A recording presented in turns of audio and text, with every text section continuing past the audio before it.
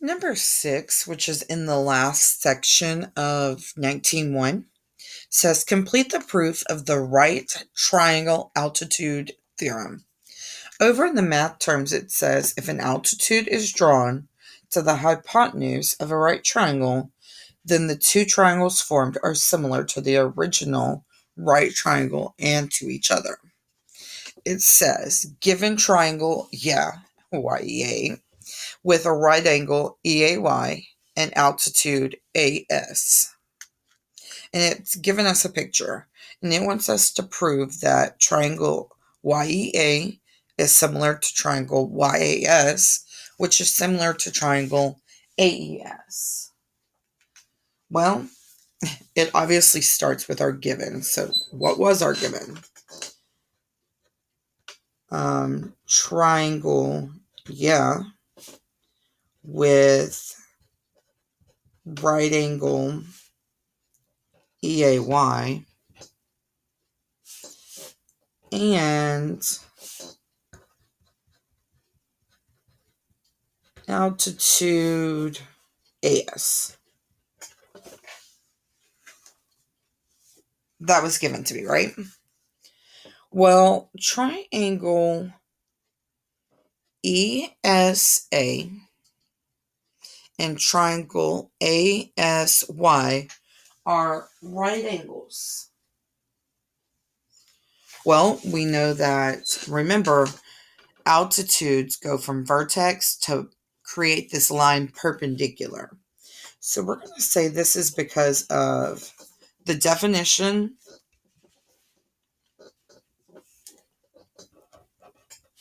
of perpendicular and altitude. Because we know because it's an altitude, it's perpendicular, and perpendicular creates those right angles.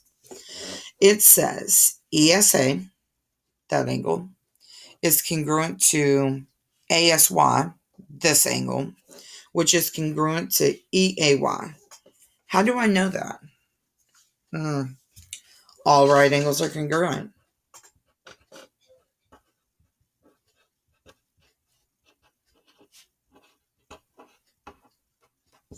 Kind of shorthanding as we go along, so kind of bear with me here.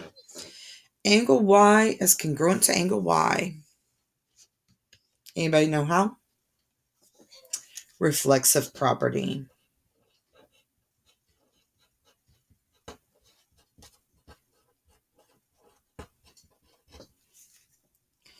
So, this is what we've done so far.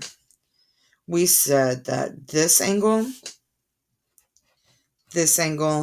and the large angle are congruent to each other. We then stated that this angle is congruent to itself. So I can say that this triangle on this side is similar to the large triangle because I have an angle in the small triangle, well, the medium-sized triangle, I should say, and two angles in the largest triangle. But we have to make sure we label them properly, okay? So let's say we start with this small medium-sized triangle, okay? Now recall, we have this triangle, which is EAS. We have this triangle, which is ASY. And then whenever I say large triangle, I'm referring to EAY. So this is what I consider my small triangle. This is what I consider my medium triangle. And whenever I refer to the word large, I'm talking about the biggest of the triangles. Okay?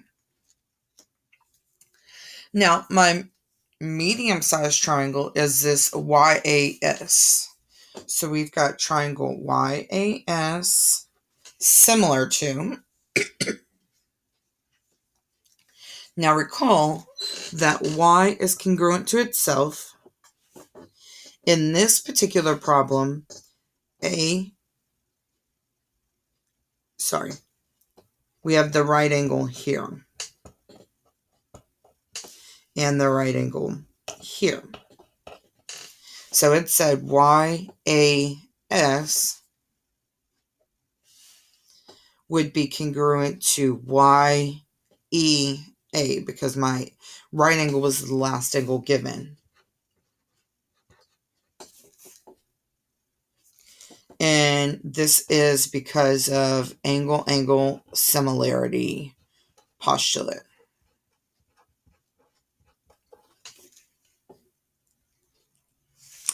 It says angle E is congruent to angle E.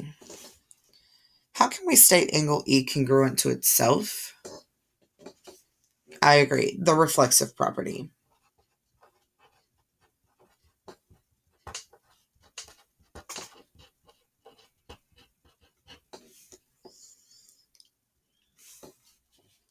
So I'm going to make that marking. Angle E congruent to angle E. Well, let's label these two triangles because now we've said two angles in the large triangle are congruent to two angles in the small triangle. Now, I don't want to throw myself out of whack here. So whenever I refer to the large triangle, I'm going to keep it as YEA. I don't want to change anything up. Now, YEA is similar to, well, Y was the smallest of the angles. E was that double marking we just did. So I know that's going to be second. And A was the right angle in this one, so it should be S in this one. So that other angle measure was A. So this should be AES. And again, I can state that this is the angle-angle similarity postulate because I know two angles in one triangle congruent to two angles in another triangle. All right, we're going to round this out. Triangle YEA is similar to triangle YAS, which is similar to triangle AES. Well, that is just statements 5 and 7 all linked together. Okay. If I say that YEA was similar to AES, and I said that YEA was also similar to YAS, that means they're all similar to each other. On to the wrap up of this lesson.